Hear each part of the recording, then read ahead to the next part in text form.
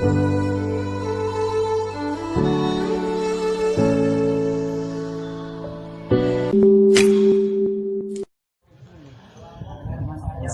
sekalian yang berbahagia, rasanya sulit untuk memperkenalkan siapa beliau. Satu, karena beliau memang sudah terkenal. Saya selalu bersyukur kepada Allah Subhanahu wa Ta'ala yang telah menciptakan YouTube, yang memungkinkan orang-orang yang tidak dilirik TV bisa masuk ke sana, sehingga kita bisa mengambil banyak manfaat dan ilmu dari beliau. Ya, beliau sangat terkenal sekali ya kalau di YouTube. Saya lumayan sering mengikuti pengajian dari Kiai. Cuma kalau boleh kritik langsung kritik aja ya Kiai.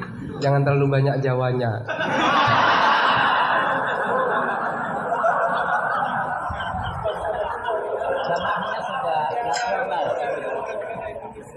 Ini negara mana? Ini bukan negara Madura ya. Dan setiap kali nonton YouTube, seringkali seperti kebiasaan para penonton yang biasa, yang lumrah, saya selalu biasanya melihat komentar-komentar duluan. Biasanya komentar orang bodoh itu jauh lebih mengasihkan daripada orang alim. Jadi sedalam apapun penjelasan dari Gus Baha atau dari kiai-kiai kita, tetapi kemudian dikomentari oleh orang bodoh di bawahnya, itu menjadi tiba-tiba sangat menarik, lebih menarik. Salah satu komentar yang saya ingat adalah penjelasan goblok gitu. Dan O-nya itu sampai 3 loh Gus. Selepas kasus Gus Wafik, katakanlah kalau itu kasus ya, itu kan langsung dikasih tanda silang. Nah konon berikutnya adalah kiai yang sedang hadir kita ini. Itu sudah siap diincar akan dikasih silang juga ya. Mudah-mudahan hafizahullah. Tapi semoga Allah selalu menjaga beliau, disehatkan terus, amin. Sehingga kita bisa banyak terus berdiskusi dengan beliau. Jadi tadi di WA itu beliau katanya mau hadir di sini dan saya kebetulan ditunjuk tolong jadi moderatornya katanya. Temanya apa? Temanya fikih dan tafsir. Saya takut kembali apa tafsir dan fikih. Takut ada bedanya. Jadi tapi ngomong-ngomong Mahat Ali di sini jurusan fikih dan usul fikih. Tapi bagaimanapun saya persilahkan kepada Gus Baha untuk memilih tema suka-suka.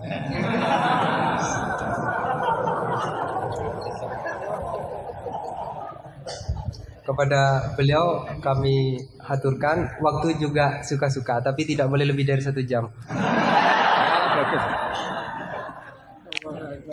Assalamualaikum warahmatullahi wabarakatuh. Bismillah ilma warzuqni fahma min ya rabbal alamin. Allahumma shalli wa sallim ala sayyidina Maulana Muhammadin wa ala alihi wa sahbihi asma'in amma ba'du. Ini para pengatur kiai yang semoga dimaafkan Allah. Karena ngatur kiai itu dosa gitu. Jadi kalau senang kiai itu wajib, tapi kalau ngatur kiai itu dosa. Jadi semoga ini dimaafkan sama Allah.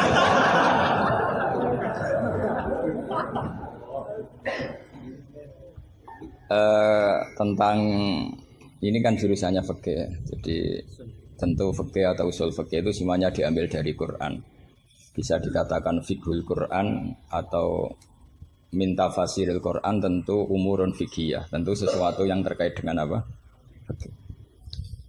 Semua orang mufassir itu pasti menguasai fikih. Saya itu bisa tafsir seperti ini itu ya barokahnya. Saya itu setengah hafal i'anah.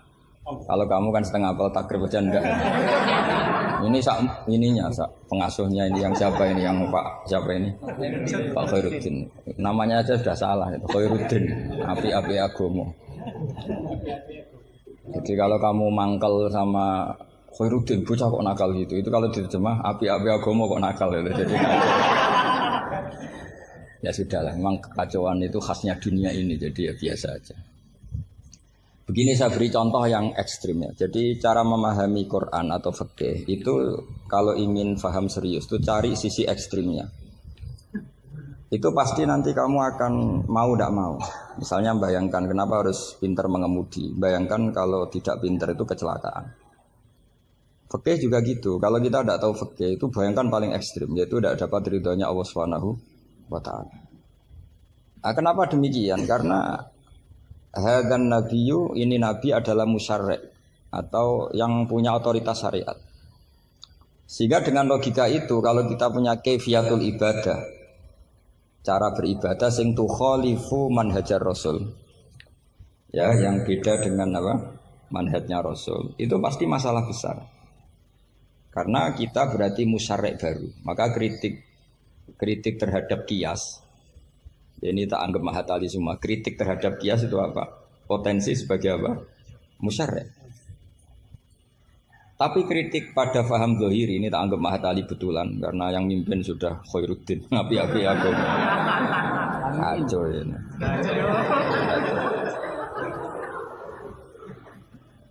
Jadi misalnya begini, sesuatu yang sama itu kadang berdasar riwayat itu ketentuannya beda. Misalnya kalau kita pakai urutan dosa akbarul kabair, satu itu al-isyrak billah, kedua adalah qatlul mu'min, ketiga adalah az-zina. Tapi kadang-kadang untuk mengisbatkan seseorang musyrik atau mengisbatkan seorang itu sebagai qatil, itu saksinya tidak sebanyak zina. Logikanya kan semakin akbar, semakin saksinya lebih banyak. Tapi kadang secara riwayat tidak. Sehingga apa yang dikatakan agama? Menurut ahli hadis, ad-din huwa riwayah. Kalau menurut ahli hadis, agama itu riwayat. Karena kalau kita melogika, takut kita sebagai musyarri', sebagai penentu lain atau rivalitas dari Nabi dalam membuat aturan apa? Syariat. Oposisi ya kira-kira gitu. Sehingga beragama itu harus riwayat. Nah karena beragama harus riwayat itu, saya termasuk orang yang ngapalkan hadis banyak. Saya tuh hafalan saya hadis itu banyak sekali. Bukan karena ingin lulus ma'adali, itu sudah ada ikhlas kalau ingin S1 barang itu. Tapi ya nggak apa-apa, nggak ikhlas juga nggak apa-apa. Semoga dimaafkan Allah. Tapi saya hafal hadis itu bukan niatnya kayak jenengan ingin jadi apa? S1 terus guru TPQ nanti ketemu banyak ustazah yang cantik itu nggak bener itu niat itu. Tapi memang aturannya seperti itu. Saya beri sekian contoh. Kalau agama itu tidak selalu mengikuti logika kita. Saya beri contoh sosial saja. Yang mungkin ada ini mic-nya kok terlambat kenapa? Ada yang lebih bagus. Ini adalah setelannya. Coba bawa dengan.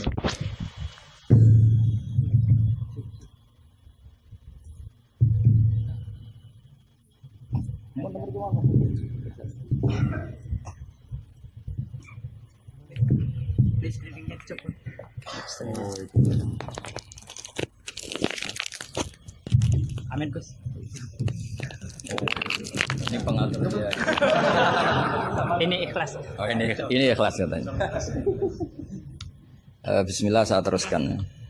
Saya memberi contoh logika sosial karena ini yang paling mungkin dalam perdebatan ijtihad. Kalau ubudiyah kan kita sudah taslim ya, cara sholat pasti seperti itu. Tapi saya beri contoh sosial.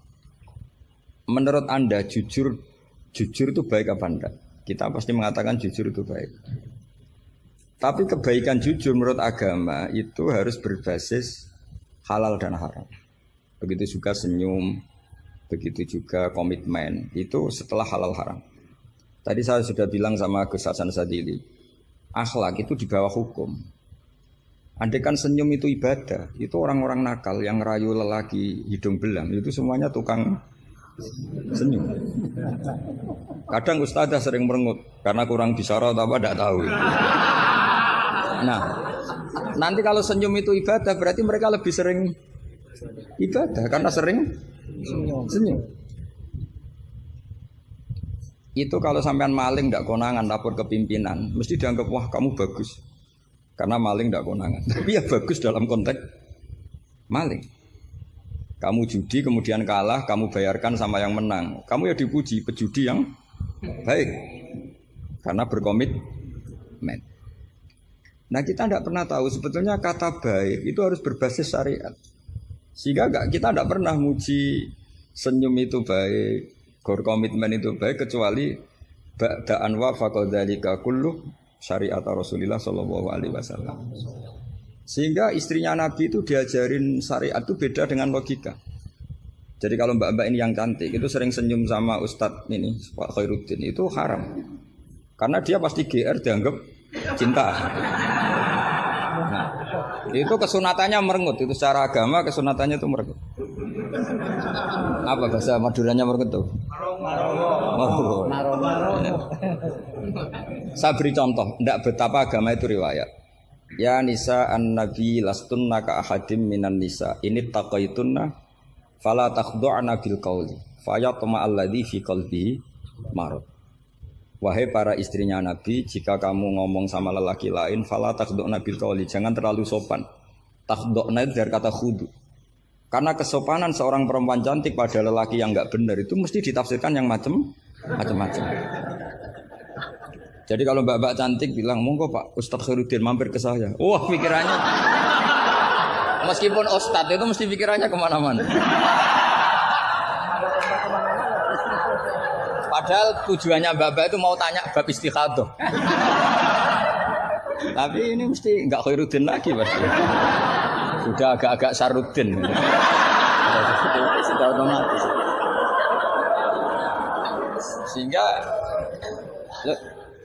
Sehingga aturan Quran jelas. Kebaikan khudu, kebaikan sopan itu harus ada ukurannya. Karena takutnya faya toma alladzi fi qalbihi marad. Orang yang hatinya sakit melihat senyumnya perempuan yang niatnya sopan sekalipun ditafsirnya yang macam-macam. Itu juga fiqhul Quran. Makanya basis kita adalah mengenali fikih itu halal haram dulu secara riwayat. Seorang lagi secara riwayat, jangan secara akal. Kalau selalu pakai akal, mungkin kita naif. Misalnya begini, ayam yang menurut misalnya pakar kesehatan dianggap terindikasi flu burung. Sementara bekecot yang menurut mazhab Syafi'i haram, kemudian malah ditetapkan sebagai makanan bergizi. Andai kan kamu jadi mufti yang mengikuti ilmu ahli gizi atau kedokteran misalnya.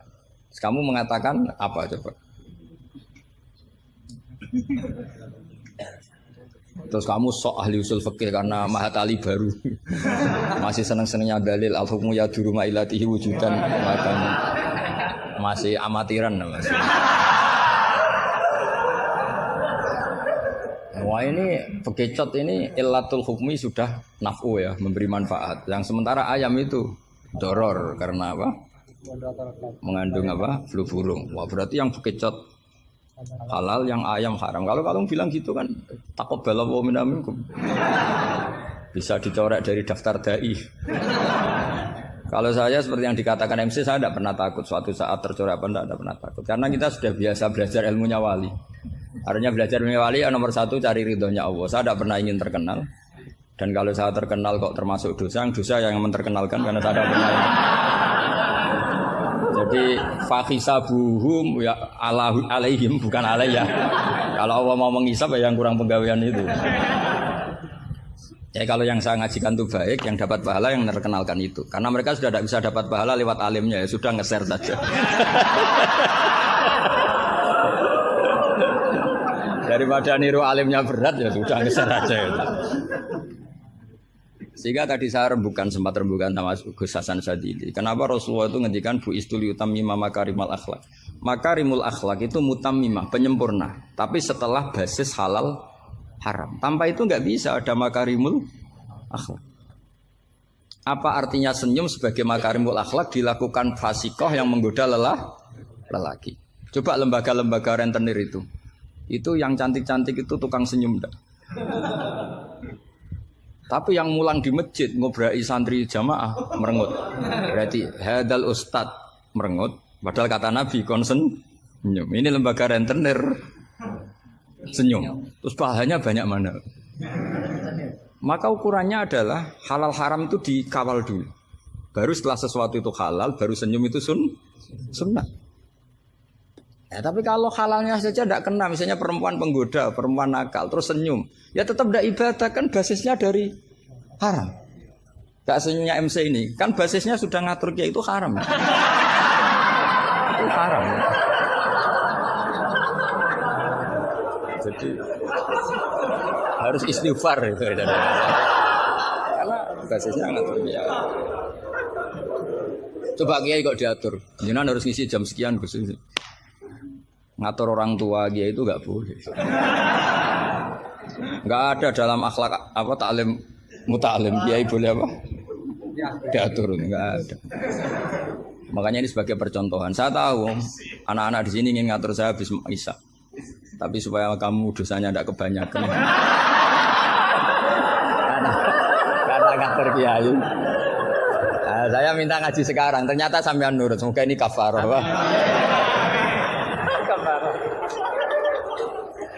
Nggak rileks saja karena khasnya ngaji santri itu rileks. Mulai dulu lama kalau ngajar tuh ya rileks. Saya masih ingat jawabannya Mbah Mun. Aku itu sering dikritik orang. Kata Mbah Mun, saya sering dikritik orang kalau ngaji itu guyon. Kamu tahu kan Syekhina Kiai Mbah Mun kalau ngaji kan sering guyon. Banyak kiai khusyuk yang kritik saya. Kiai kok kalau ngaji guyon. Kata Mbah Mun gini, yang nggak bisa guyon itu karena ilmunya pas-pasan. Jadi melihat kitab itu sudah meruntus itu, sudah grogi. Jadi nggak ada waktu untuk guyon. Jadi roh kitab, apalagi dilihat orang banyak, ilmunya kan pas-pasan. Itu pasti nervous dulu itu. Jadi justru kiai guyon itu bukti alim karena masalahnya selesai. Lo coba kalau kamu udah alim ngaji, mbok ahli guyon kayak apa bisa guyon ndak? Oh meriang ini ya jibu taya jubu ini sudah pusing. Ini ala kulli mukallafin apa mukallifin sudah pusing lagi. Lama-lama tadi faman mongko sapane wong saraka nyolong sapa man albedo ta ing anduk. Sampai muridnya bingung. Pak, saya punya anak endok. Karena ejaan Latin itu kalau tulisan pegon itu anduk sama endok itu sama. Dia bacanya albedo itu bukan endok tapi apa? Anduk. Terus kata kiainya karena gak mau kalah. Kan sama, nyuri telur ya haram, nyuri anduk ya haram. karena gak mau kalah. Karena temanya mencuri apa? Mencuri endok sama anduk kan? Sama-sama haram. Yang repot walillahi mulkus samawati wal ardi, Allah punya langit wal ardi lan bom. Karena dia bumi, dia bacanya bom. Ketika diprotes ya sama. Langit dan bom kan ya sama milik Allah. Wah ya repot. Ada orang seperti itu. Jadi untuk mengkaji fiqhul Quran itu pastikan status halal haramnya dulu. Tanpa itu basis makarimul akhlak tidak bisa. Seperti tadi, kesunatan senyum bagi seorang perempuan itu harus berbasis halal pada orang yang halal. Kalau ndak ya tadi fala takhdu'ana bil qauli fayatma alladzi fi qalbihi. Kalau istrinya Nabi saja punya aturan nggak boleh senyum-senyum baik-baik sama lelaki yang nggak jelas-jelas begitu. Apalagi yang nggak istrinya. Itu sudah tak tafsirkan. Dia tadi mbak-mbak yang senyum pada Ustadz Khairuddin mau tanya istikhadah tapi mesti GR-nya ini. Wah, berarti seneng saya. Nah, itu kan parah. Itu fayat ma'alladzi fi qalbihi marad. Kalau marodonya santri paling banter ingin dinikah. Kalau marodonya orang nakal kan lebih dari itu keinginannya itu. Nah, makanya ngaji fikih itu harus minimal itu ya mu'in, i'ana itu setengah hafal. Kenapa saya syaratkan setengah hafal? Kata ulama-ulama, belajar ilmu itu gampang. Kata beliau-beliau itu at-ta'ahul lil torfi, ya, belajar sebagian tapi sampai ta'ahul, sampai ahli betul. Semal ihtidak bibagi. Kemudian dari kamu ahli itu pola-polanya akan kamu ketahui. Karena ilmu itu mesti polanya sama. Ya polanya itu sama. Misalnya begini, hukumnya bohong itu apa? Enggak sama jawab, hukumnya bohong. Haram lah itu termasuk amatir teman. Belajar usul fikihnya amatir. Keliru. Kalau kamu jawab bohong itu ada yang wajib. Ada perempuan mau diperkosa sama orang fasik, lari sembunyi di rumah kamu. Terus orang fasik tadi tanya ke kamu, apa ada perempuan ke sini? Kamu wajib bohong atau wajib jujur? Wajib bohong. Makanya ini salah asuh ini mesti dulunya ini. Maka kalau dalam analisis usul fikih al-kitsbu ya'tarihil ahkam al-khamsah. Dalam bohong pun ada ahkam al-khamsah. Dan itu Nabi sudah memberi isyarat. tidak termasuk bohong, orang yang mendamaikan dua kelompok. Ada sekian contoh yang bohong itu nggak dihitung dosa. Makanya hadad din ini butuh riwayat. Kalau menurut logika bohong itu haram. Tapi misalnya ada seseorang fasikoh, misalnya lonte nakal, janjian sama hidung belang. Malam ini tak booking, kamu tak bayar. Itu wajib nepati apa wajib ingkar itu, Pak? Kalau kamu bilang nepati janji itu wajib, berarti ini wajib. Maka saya bilang tadi, saya bukan sama Gus Sadeli, coba ajarkan bahwa baiknya nepati janji, baiknya senyum itu harus berbasis halal dulu. Kalau senyum yang melakukan perayu fasikoh, ya jadinya haram. Nepati janji yang melakukan fasikoh, ya jadinya haram karena janjian untuk melakukan perzinaan misalnya. Nah ini kamu harusnya fikihnya Mahatali harus seperti itu. Jangan nurut Pak Khairuddin ini amatir. Masalah. Masa kenal saya baru ini sudah ngatur. Ini harus sepakat yang ngatur kiai itu dosa. Wong guru saya aja jarang ngatur saya kok orang lain ngatur. Itu Mbah Mun kalau nimbali saya mesti bahak takoki nak pas nganggur konrene. Ini ndak ngundang tanggalnya, jamnya diatur. Semoga Allah mengampuni.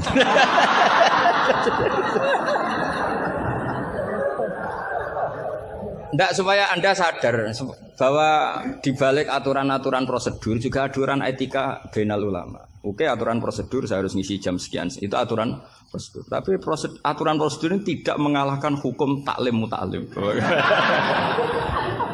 Makanya semoga ngerubah jadwal ini bagian dari kafaroh ya. Amin. Saya teruskan ya. Jadi fikih itu harus Anda itu harus setengah hafal. Ya minimal takrib mu'in. Nah, barokahnya setengah hafal ini kamu punya basis. Basis, kalau basisnya kuat nanti bisa ihtidak ila bagihi. Misalnya begini, kalau kamu maknani qasrus sholat itu apa? Coba, enggak jawab saja. Meskipun amatir jawab saja. Qasrus sholat. Apa gurunya yang tak tanya? Nanti kalau nggak tahu malu kan? Ya kalau murid nggak bener kan pantas. Meskipun nanti nggak bener saya nyalakan gurunya juga. Coba jawab qasrus sholat itu apa coba? Loh iya, maksudnya gimana? Dari 4 menjadi 2. Kalau dari 3 enggak kan? Dari 2 enggak bisa. Itu pengetahuan standar. Pengetahuan standar. Amatir masalah. Tapi cukup lah. Cukup untuk ngelamar anak Pak Kaji itu sudah. Tapi sebetulnya ada qasrus sholat yang makna lain, yaitu minal wujub ila tarkil wujub, atau minal haram menjadi tidak haram, atau minal ibtal atau mubtilat menjadi tidak mubtilat. Karena ayat itu turun ketika perang. Wa idza darabtum fil ardi falaysa 'alaikum junahun an taqsuru minas shalat. Itu ulama tafsir itu ijma, dan ini Anda pasti tidak tahu. Karena gurunya aja belum tahu ini. Itu sebetulnya ayat itu bukan turun tentang rubaiyah menjadi sunaiyah, tapi tentang hamlud dam fi sholat itu nggak boleh. Tapi gara-gara perang menjadi boleh. Bergerak salah suharokatin mutawaliyatin normalnya nggak boleh, gara-gara perang menjadi boleh. Maka di situ maknanya qasrus sholat adalah minal wujub menjadi tidak wujub, minal ibtal menjadi tidak ibtal.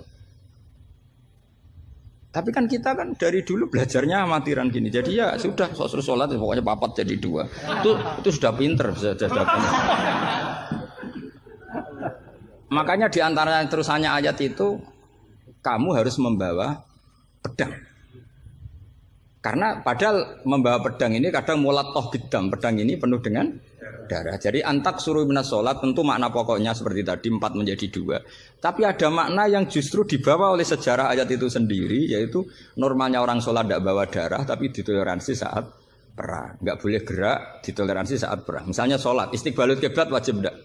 Wajib. Tapi fi syiddatil khaufi wajib tidak? Tidak. Nah, itu ya qasrus sholat namanya. Jadi qasru maknanya mencendak, memperpendek dari syarat misalnya 100 atau 10 menjadi tinggal 4. Jadi qasru itu misalnya syara itu sihati sholat 10, gara-gara syiddatul khauf menjadi 4. La minas asroh ilal arba'ah ini juga qasru. Paham tak ya? Enggak, kalau ilmu yang kelas tinggi nerangkan ustadznya. Nanti muridnya tanya, Ustaz. Jadi artinya apa? Kamu bisa memahami gitu tuh kalau mutabakhir bil arabiyah, karena dari awal maknanya qasr itu nyendak. Nyendak itu bisa tadi dari syarat 10 menjadi 4. Itu juga qasr. Coba dalam sholat sidatil khaufi yang dikorting berapa coba? Yang didiskon. Bisa gerak lebih dari 3 kali. Boleh hamlun najasah yaitu hamlut dam. Boleh tidak istiqbalul kiblat. Bahkan mungkin boleh ngomong dengan kadar yang penting untuk keselamatan orang Islam. Misalnya ada orang Abu Jahal mau bunuh Ustaz Khairuddin, kan bahaya bagi agama ini. Kalau Khairuddinnya meninggal. Terus kamu bilang, "Ya Ustaz," memperingatkan dia supaya tidak dibunuh. Nah, kalam seperti ini juga tidak membatalkan sholat karena tidak dianggap ajnabi. Meskipun ini sangat mufhim, bukan sekedar karena beberapa kalimat. Nah seperti ini itu namanya juga qasr sholat. Tapi kita kadang-kadang terjebak qasr sholat itu maknanya ya dari rubaiyah menjadi sunnahnya. Tapi kalau kamu nanti ngaji tafsir, ya maksudnya yang sekelas ini ya jangan hanya tafsir Jalalain, itu nggak ada. Nanti kamu protes, Gus Pak sudah tak cari di Jalalain nggak ada. Ya mesti nggak ada. Ya minimal ya tafsir yang 10 jilid. Yang belinya saja sudah susah apalagi bacanya.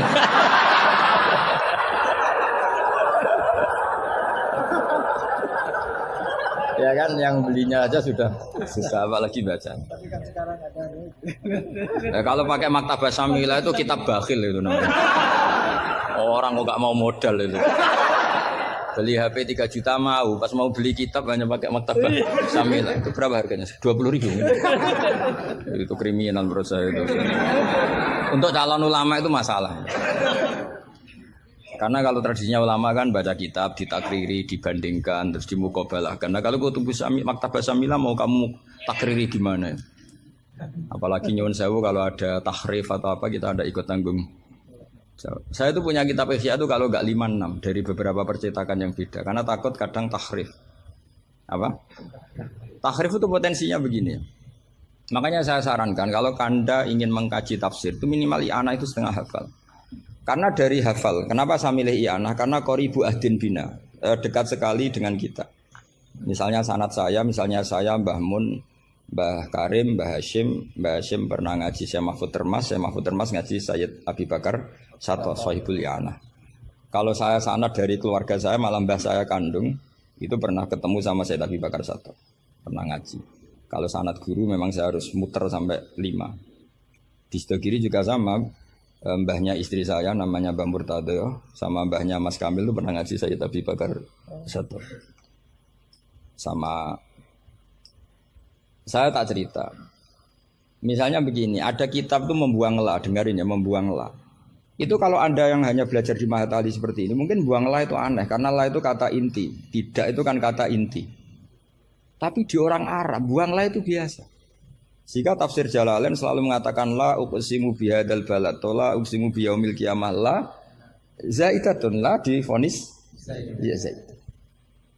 Wong la itu maknanya tidak kok dikatakan zaidah. Karena memang dalam muhawaratul Arab atau muhadatsatul Arab, mereka bilang la wa. Orang Arab itu kalau bilang wa itu enggak marem kalau tidak dimuqaddimai la wa. Sehingga la difonis zaidah. Tapi problem dikatakan zaidah begini, apa betul iya? Karena kebalikannya juga ada. La itu ada tapi di lafaz tidak ada. Maksudnya di lafaz tidak tertera. Misalnya wa'alal ladzina yutiqunahu fidyatun ta'amu miskin. Coba kalau kamu maknani tanpa la. Orang yang mampu puasa pun enggak maknani tanpa la. Makanya tadi mukadimah saya kan kalau ingin belajar ilmu cari sisi ekstrimnya. Misalnya kalau kamu kangkang itu jelek, bayangkan kalau untuk cah jelek, tahu-tahu anak kamu jelek banget gitu. Itu kan cari sisi ekstrimnya. Itu kan tahu-tahu anak kamu nyesal punya bapak dan ibu kamu. Karena sebagai pesek keriting, bojomu ya pesek keriting, terus anakmu kayak orang Afrika. Nak lanang rapo terus wedok. Itu kan kamu ikut dosa. Karena membuat generasi yang enggak laku rabi gara-gara salah. Ikut dosa. Makanya sebetulnya kalau nuruti logika cawe wedok untuk cah lanang elek agak sunat karena nolong merubah. Agak sunat sebenarnya. Tapi bisa saja cowoknya ini yang haram karena memperburuk. Karena biasanya kalau yang sahabatnya besar itu yang jadi.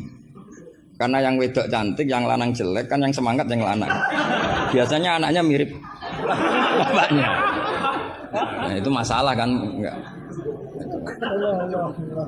Itu kalau menurut di fikih itu logika, tapi fikih kan enggak logika juga apa? Riwayat. Saya teruskan ya. Kalau Anda tahu di fikih yang boleh fidyah itu kan az-zamin orang yang lumpuh atau as-syekh. As-syekh sing marot sing la yurja buruhu.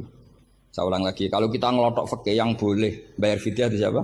Orang yang sudah lumpuh atau syekh orang tua yang enggak mungkin sembuh lagi, maka dia dianggap enggak mampu puasa diganti fidyah. Karena ada kepastian fikih demikian sehingga ketika kita baca ayat wa 'alal ladzina yutiqunahu tetap kita baca la yutiqunahu. Kenapa kita tahu itu? Karena basis fikih kita cukup. Meskipun tidak ada la tapi basis kita mengarah ke la. Berarti yang menentukan kamu alim itu basis fikih apa basis lughat? Basis fikih. Kebetulan secara lughat disahkan. Apa bukti disahkan secara lughat? Ada kalimat biasa yang tidak ahkam syariah tapi buang la. Tawahi tafta'u tazkuru Yusuf ela tafta'u tazkuru Yusuf. Ketika Nabi Yakub sampai setengah buta, kata anak-anaknya, sudahlah bah, kamu itu terlalu selalu ingat Yusuf. Tawahi tafta'u ela tafta'u, artinya ada membuanglah di dialog-dialog biasa. Kalau dalam dialog biasa bisa dibuang, maka dalam hukum juga bisa dibuang. Kayak wa'alal ladzina yutiqunahu fidyatun ta'am miskin ela yutiqunahu. Ada lagi contoh yang mesti membuang lah. Ini mujma'alah pasti. Maksudnya secara makna pasti mujma'alah. Mungkin ada yang mengkaji fiqhul Quran. Ada ayat di bab kalalah itu yastaftuna qulillahu yuftikum fil kalalah ini mruun halaka laisa lahu waladu wa lahu ukhtun falaha nisuma tarok sampai seterusnya terus ditutup apa? Yubayyinu wallahu lakum antadillu. Coba maknani tampallah. Oh sesat semua. Cara sekretaris tadi sudah di-X semua. Coba kalau maknanya tambah lah. Yubayinu nerangaken sapa Allah memberi penjelasan antandilu supaya kamu sesat. Betapa bodohnya kita. Itu jelas menyimpan la dan mujma'alah, enggak mungkin kamu maknanya tambah la. Karena kalau tambah la maknanya Allah memberi penjelasan agar kamu sesat. Itu mbok guru paling goblok pun tidak akan segoblok itu gitu.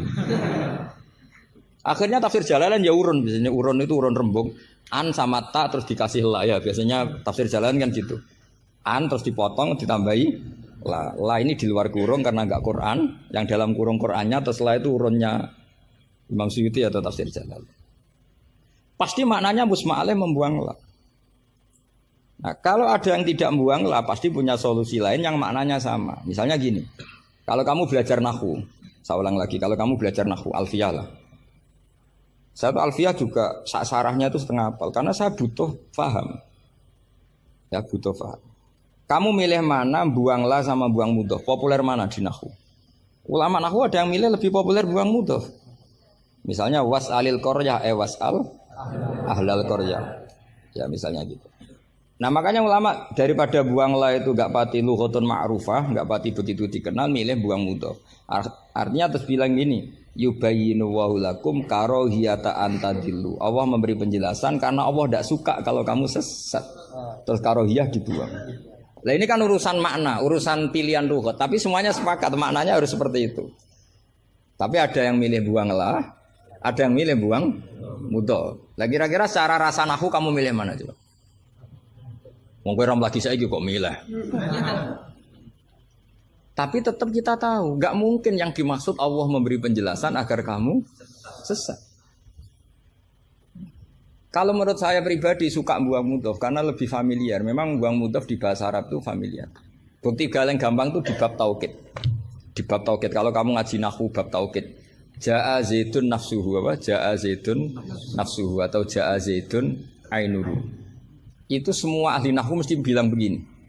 Yang ahli loh ya, enggak sampean, yang ahli nahwu pasti bilang begini. Taukid itu dipentingkan untuk memastikan hadal kalam la yahtamilu mudhofan. Bahwa kalam ini tidak terjadi pembuangan mudhof. Karena kalau dalam bahasa Arab ja'a zaidun bisa saja ja'a gulamu zaidin atau katibu zaidin atau tilmizu zaidin. Sampai butuh taukid itu saking seringnya di bahasa Arab itu ada buang Mudhof. Sehingga orang Arab kalau ingin memastikan Zaid sendiri yang datang harus ngomong ja'a Zaidun nafsuhu. Karena kalau Zaidun saja bisa artinya katibu Zaidin atau hulamu Zaidin. Berarti bang mudhof populer enggak? Populer sekali sampai ada bab taukid untuk menghilangkan kemungkinan itu. Saking seringnya apa? Saking sering. Itu kalau kangkang sedang gaya itu kan wah saya rabi keluarga Ki Asad. Baru tanya keluarga yang mana? Ponakannya apa cucunya? Enggak candalem gitu. Karena gue gaya-gayanan kan harus ngomong seperti itu. Gitu. Nah, sehingga dalam level ekstrim ilmu kalam atau ilmu tauhid, saya ulang lagi, saya mukadimahnya tetap sama ya. Cari sisi ekstrim dalam mengkaji satu ilmu, ya cari sisi ekstrim. Misalnya kalau kita tidak membuang mudhof, kamu bisa nggak maknani ini secara ilmu kalam atau ilmu tauhid. Wajah rabbuka wal malaku soffan. Coba maknani tanpa membuang mudhof. Kaya Allah kaya dirijen. Wajah alan teko sapa rabbuka pangeran sira wal malaikatu lan wal malaku lan malaikat oleh teko soffan hale baris-baris. Jadi sok kiamat itu Allah berbaris. Kriminal enggak kalau dalam ilmu tauhid seperti itu? Kriminal kan karena di sini ada tasbihu wa bil khalqi, menyerupakan Allah dengan makhluk. Atau ayat yang lebih ekstrim lagi. Hal yang zuruna illa satruse illa ayatiyahumu wa fi dzulalim minal ghamam. Allah datang di segumpalan awan. Coba kalau maknani tanpa buang mudhof. Berarti kan ada takayuf. Ada takayuf membayangkan Allah itu kayak makhluk. Jadi bayangkan kiamat Allah baris di depan sebagai pimpinan garis, terus malaikat di wong ayat terus dalile qala ta'ala wa ja'a rabbuka wal malaku. Iku salah maknane tak goblok wonge kan gitu mesti orang itu. Sehingga mau ndak mau kita takwil. Rabbuka di sini rasulu rabbik. Sama lihat di tafsir-tafsir ahli sunnah wal jamaah. Rabbuka rasulu rabbik atau amru rabbik. Saat itu datang perintah Tuhanmu yang mengharuskan para malaikat berbaris. Bukan Rabbuka dengan arti zat. Karena Allah sebagai zat la yahullu fi makanin. Allah wajib mukhalafatul hawadits. Nah, kalau Mahat Ali mau mengkaji fikih itu juga harus mengkaji lughat. Saya itu mengkaji kitab usul fikih banyak, Lubul Usul, Jamul Jawami. Itu di separuh akhir pasti tentang lau itu kayak apa, inna kayak apa, ka'anna. Ya Mbak? Nah orang yang kebangetan berarti khatam aja. Karena nggak bisa kita mengkaji usul fikih tanpa tahu aturan-aturan lughat. Karena ilmu itu didapatkan dari Quran dan Quran adalah wa innahu latanzilu rabbil alamin nazala bihir ruhul amin ala qalbika litakuna minal munzirin bilisanin arabi mubin. Jadi hadal Quran alisanul arabi. Kamu enggak tahu lughat enggak bisa. Makanya pernah ada khotib amatir, yang tentu khotib ini amatir. Kalau ketemu saya pasti tak PHK atau tak penjara lah. Bukan sekedar tak PHK tapi tak penjara. Itu ada khotib amatir mendalil ketika khutbah. Yaitu dia mungkin saking gobloknya atau khotib pesenan karena nggak tahu lah pokoknya. Atau ya baru habis dimari istri jadi goblok. Karena penyumbang kegoblokan para kiai itu istrinya kan. Itu sudah jelas. Itu kata Pak Said itu. Mau kiai pinter kaya apa, profesor pinter kaya apa. Ini kalau kata Pak Hasyim Muzadi itu masyhur ya. Ini ada ponaknya ya. Banyak profesor yang menjadi goblok karena apa? Istrinya. Jadi sudah belajar teori macam-macam, pas mau ke kampus dibentak istrinya. Itu sudah di kampus blank. Hilang gitu. Kiai juga gitu, ilmu sudah disiapkan mau dibentak sudah tuntas. Itu saya punya cerita dari bapak. Dulu para kiai itu pernah ngaji di dalam di rumah. Bareng kiai itu biasanya kalau pas latihan kiai itu rezekinya kan belum lancar. Karena ya biasalah diuji sama Allah. Dia agak-agak miskin atau ya miskin betul memang. Itu istrinya kan marah-marah. Karena ngajinya di rumah itu sampai istrinya santrinya itu dengar. Yus kono anakmu pakani kitab. Maksudnya itu. Wong wayahe blonjo kok tetep ngaji gitu. Akhirnya terus kiainya bilang, "Itu ngaji ning pondok, ngaji ning pondok." Jadi kiai ngaji di pondok itu karena tragedi itu awal. Itu awal peralihan dari rumah ke pondok. Semenjak itu kayak jadi mujma'ah kalau ngaji di pondok saja. Ya, karena itu tegangannya lebih aman. Jadi kalau ada kiai kok berani ngaji di rumah jam belanja, apa? Kalau habis sisa enggak keren. Karena istri sudah mandi, sudah aman semua. 6:30 pagi. Itu kalau ada kiai berani ngajar di rumah jam-jam belanja itu tak puji. Apalagi berani di istri kedua, oh tambah hebat. Tambah hebat. Ada yang berani? Terus gak ada masalah? Apa ada masalah disembunyikan? Banyak pasti banyak. Saya teruskan. Di sini ada yang hafal Quran santri kamu? Ada. Gurunya hafal gak? Nah, itu masalah. Bid'ah itu termasuk. Muridnya hafal, gurunya enggak. Si khotib tadi dalil begini. Wala tangkihul musyrikati hatta yu'min. Yaitu tentu nakah itu hanya muta'addi li maf'ulin wahid. Ya saya ulang lagi, nakah itu muta'addi li maf'ulin wahid. Yang binafsihi ya. Yang apa? Binafsihi. Kamu harus belajar nahwu. Saya bisa tafsir seperti ini ya barokahnya saya pernah nakriri alfiyah, saya pernah. Sampai sekarang saya itu masih belajar ilal. Kamu jangan kira saya sampai sekarang itu masih belajar ilal. Karena saya tahu ilmu ini sudah mau mati. Karena yang Mahatali aja tidak mesti bisa, apalagi yang enggak. Padahal maknanya Mahatali itu apa? Kelas tinggi. Buat tinggi bingungnya, buat ilmunya tidak tahu. Al-ali fitahayyur au fil apa tidak tahu. Alinya kan kalau dalam ilmu balaghah kalau makmul dibuang itu umum, jadi gak jelas al-alifi apa kan gak jelas, karena makmulnya dibuang. Jadi ini bukan saya nggak jelas, memang salah ilmu balaghah gitu. Kalau makmul dibuang itu umum. Jadi harusnya sampean tanya, Pak ini ali apanya Pak? Ali ilmunya apa ali?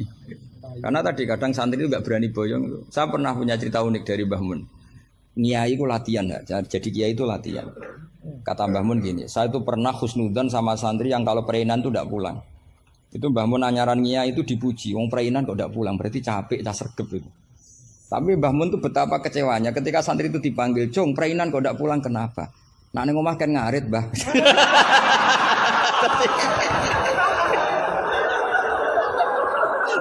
Jadi artinya Mbah Mun tuh kecewa karena khusnudzannya itu enggak tembus gitu.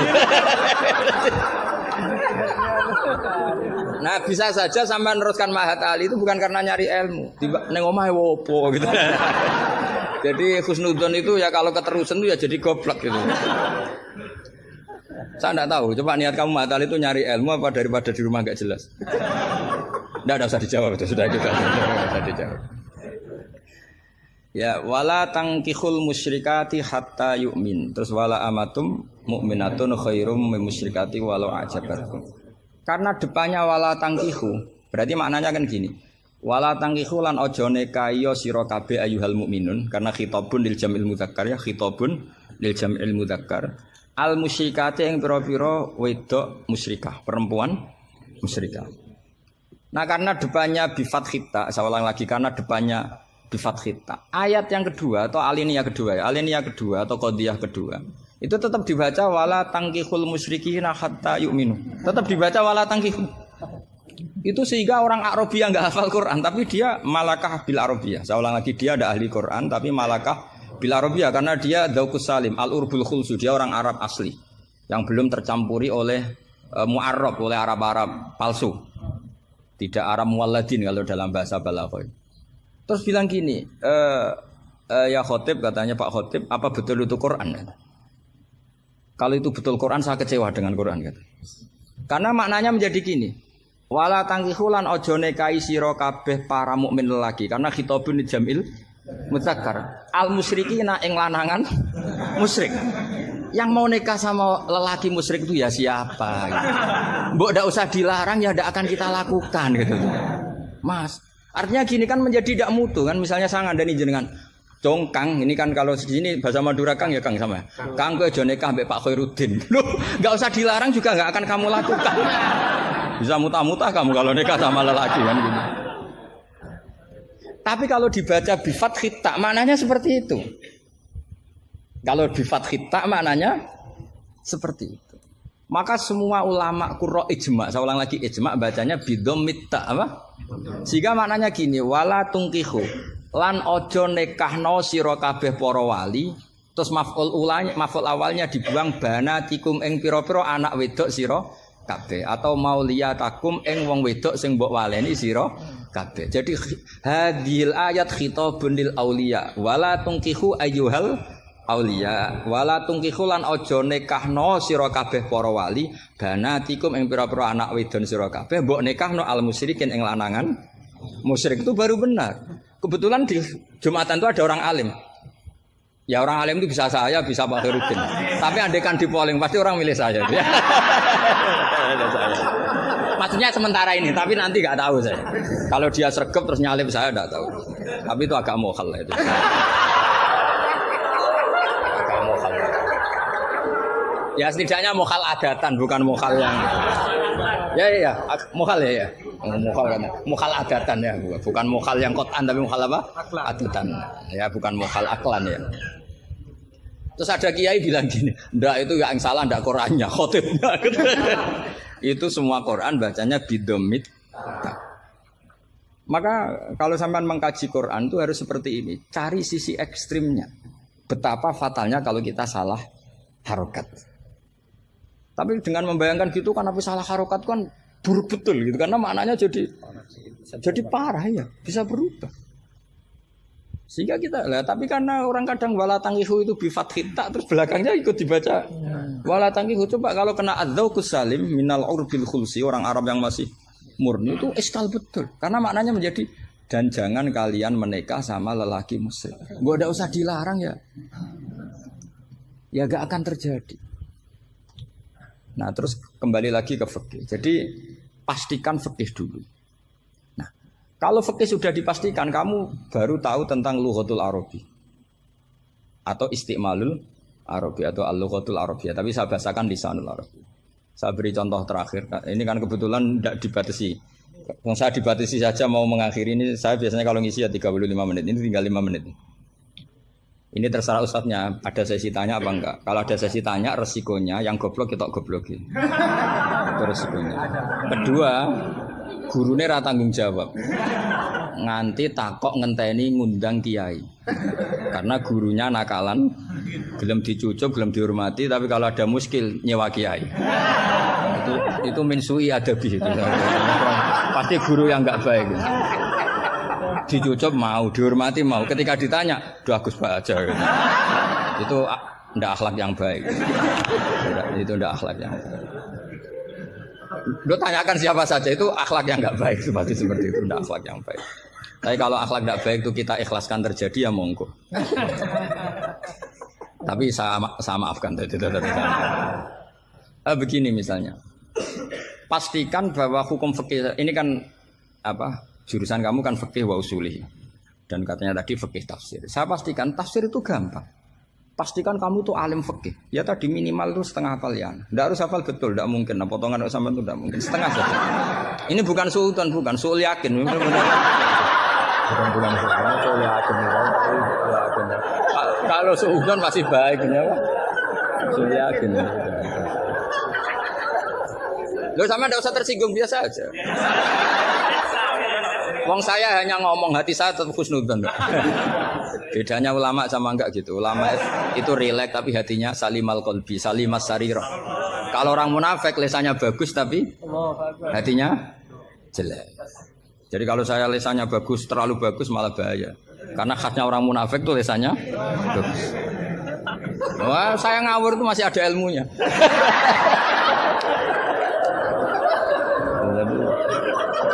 Saya ngawur sama kamu tidak ngawur itu masih benar saya ngawur. Karena ngawur pun ada apa? Ada ilmu. Itu dulu Rasulullah itu kalau sedang sumpek itu yang sekelilingnya nyari sahabat yang setengah ngawur-ngawur itu.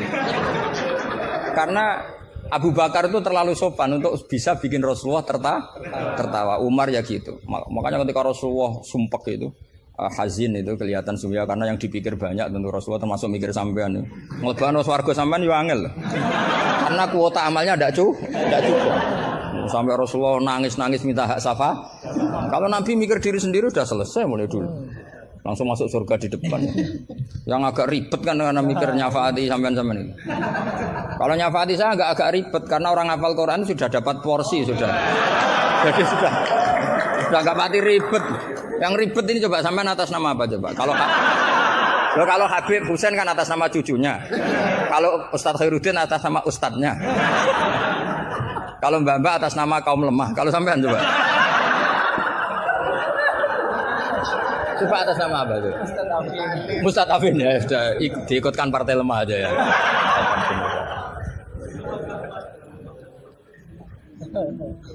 Saya teruskan ya. Pastikan hukum itu secara fikih. Apa? Kalau secara fikih kamu sudah hafal, nanti menakwil Quran, takwil itu bisa maknanya tafsir, bisa maknanya tahmil. Nanti saya jelaskan. Itu pasti gampang. Misalnya begini. Muharramatun nikah itu ada berapa coba? Kan ada 7 yang bin nasab. Ya muharramat itu kan ada 3 sebetulnya. Muharramat bin nasab jumlahnya berapa? 7. Ada muharramat birodok jumlahnya juga 7. Ada muharramat bil musoharoh karena bisanat. Ya karena apa? Terus yang terakhir ada haram min haisul jam'u tapi tidak min haisun nikah. Ya haram min haisul jam'u tapi tidak haram min haisun nikah. Kayak kamu nikah mbaknya otomatis nggak boleh nikahi adiknya selagi masih sah dengan mbaknya. Makanya nunggu mbaknya mati jadi urutannya. Itu kalau mbaknya mati betul nggak tahu saya itu. Semoga nggak karena apa-apa takdir. Tapi kalau adiknya cantik mbaknya jelek kok mati dulu. Itu kasat reserse bisa nyelidiki itu. Ya itu ya kita pastikan begitu dulu. Ya itu pastikan. Sehingga kamu hafal muharramat bin nasab kalau menurut bahasa Arab itu ada 7. Yaitu siapa? Ummahatukum hurimat alaikum ummahatukum wa banatukum wa akhwatukum wa ammatukum wa kholatukum wa banatul akhi. Jadi kalau orang Arab bilang itu 7, tapi kalau orang Jawa cukup 4 apa? 4 karena orang Jawa hanya ngitung ibu, putri, saudara, bule hanya 4. Karena orang Jawa bule dari bapak atau ibu namanya juga bule. Kalau orang Arab bilang dari bapak ammah, dari ibu khola, maka menjadi 5. Orang Jawa hanya bilang keponakan, apa? Keponakan. Orang Arab bilang banatul akhi, banatul ukhti. Jadi kalau orang Jawa bilang lebih simpel karena ammah sama ya karena sama ammah sama khola dihitung 1 ya kan? Bule, ponakan dihitung 1. Sementara di Arab dihitung 2. Terus rodok, terus tadi musoharo. Terus min haisul jam'u. Kita ketika ngaji taktib, jam'u itu diteruskan. Tidak sah menjam'u baina mahromaini. Tidak diresaksikan bainal ukhtaini, tapi baina mahromaini. Tidak boleh menikahi perempuan yang ada hubungan mahram. Pengandaiannya gimana? Imro'atani sing lau furidot ikhdahuma dzakaron tidak boleh nikah. Jadi yang dikatakan 2 mahram apa? 2 perempuan yang andekan salah satunya lelaki tetap haram nikah. Berarti misalnya apa? Mbak sama adik, andekan salah satu lelaki kan nggak boleh nikah. Keponakan sama bule, andekan sang satu lelaki kan nggak boleh nikah. Perempuan dengan mbahnya, andekan salah satu lelaki kan nggak boleh nikah. Nah, tapi Quran hanya ngendikan wa antasma'u bainal ukhtaini illa ma qad salaf. Tidak boleh mengumpulkan 2 saudara. Andai kan Anda terjebak tekstualistik, maka Anda hanya mengharamkan jam'u bainal ukhtain.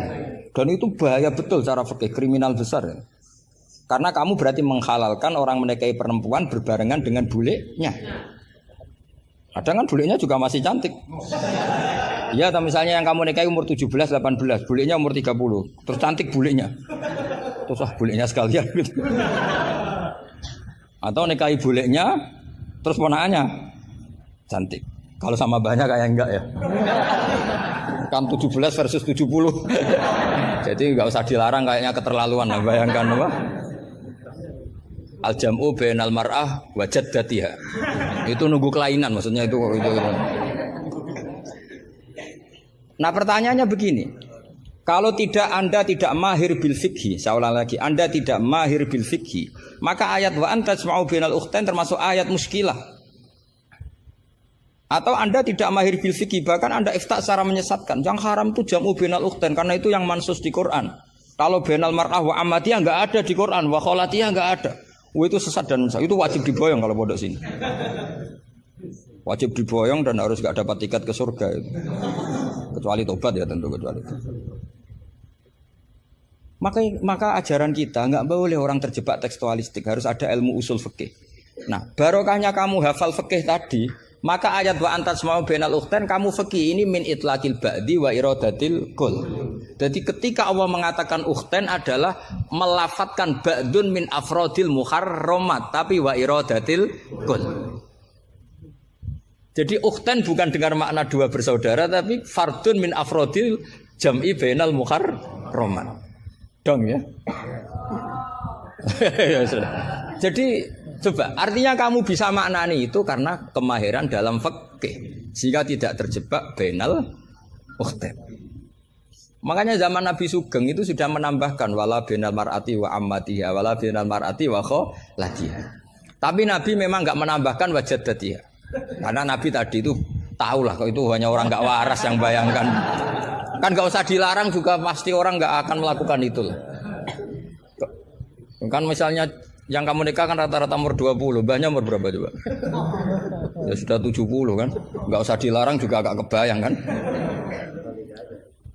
Ya nunggu gak waras dulu kalau sampai kepikiran nikah ibahnya juga itu. Dan mukallaf ini katanya. Nah, jadi saya ulang lagi ya, kalau kamu ingin mengkaji apa? Tafsir ya, pastikan fikih itu ngelotok andori kolbi. Sehingga lafat-lafat yang meskipun muhim itu memberi salah cipta. Cara kiye kan ini apa kalau muhim? Kiye Jawa maknane muhimun, lafat sing maringi salah cipta. Lafat yang zahirnya itu memberi salah paham. Muhim itu dulu. Ya kayak tadi loh, wa antas ma'um bainal ukhtain kan hadil ayat tuhimu seakan-akan yang haram itu hanya jam'u bainal ukhtain. Itu apa kalau bahasa Madura? Apa? Itu bahasa Indonesia, enggak bahasa. Itu bangsa Indonesia, ada bangsa Madura yang menurut bangsa Madura itu. Kalau tadi makna bangsa Indonesia bukan. Pokoknya seperti itu. Jadi kepastian, makanya menurut saya tradisi guru-guru kita ya mulai Mbah As'ad, mulai sekarang ada Gus Azaim, mulai dulu ada semuanya lah, ada Gus Fawaid. Tradisi guru kita ini sudah benar. Orang itu enggak boleh belajar tafsir Jalalain sebelum belajar mabadi fikih, pesolatan, sulam taufik, sulam safinah. Sekarang itu termasuk minal fitan besar, termasuk fitnah besar sekarang. Orang belum belajar apa-apa langsung belajar tafsir. Saya ini kecelok ahli tafsir, tapi belum pernah saya baca tafsir secara masif. Saya tiap mengajar tafsir pasti ngajar fikih. Saya sampai sekarang masih ngajar Muhadzab, ngajar Fathul Wahab. Bahkan kitab terkecil fikih pun saya ajarkan, yaitu Sulam Taufik. Saya ngaji tafsir hanya 2 minggu sekali. Itu pun saya mesti ngomong fikih. Karena takut tadi. Takut orang-orang itu hanya ngomong tafsir, tidak ngomong apa? Fikih. Itu termasuk ngaji khasah tafsir itu mesti ngomong fikih. Bahkan Pak Quraisyihab, Profesor Quraisyihab mengagumi saya dari segi saya selalu ngomong fikih. Karena tadi gak kebayang tafsir ini kalau gak dikawal fikih. Coba misalnya kalau wa antas mau bainal ukhtain, terus kamu secara lama bilang, oh ini jelas Allah hanya mengharamkan bainal ukhtain. Kalau boleh kan ya masih cantik. Waduh. Itu kalau saya jadi kiainya, saya langsung sujud sama Allah, ya Allah jangan kasih tiket surga. Bukan sekedar tak boyong. Kalau tak boyong masih bagus. Tapi kalau kita ngelotok fikih, secara fikih sudah angzori kolbin pasti tahu. Hadil ayat ini cara balaghah min itlaqil ba'di wa iradatil kul. Jadi ketika Allah menyebut bainal ukhtain mewakili makna bainal mahramin. Apa? Bainal mahramin. Itu kan sama seperti Nabi ketika tawaf cung yo ning Hajar Aswad. Manane ya semua Ka'bah. Ora kok kowe mau bengi Hajar apa? Hajar Aswad. Itu biasa dalam bahasa Arab seperti itu.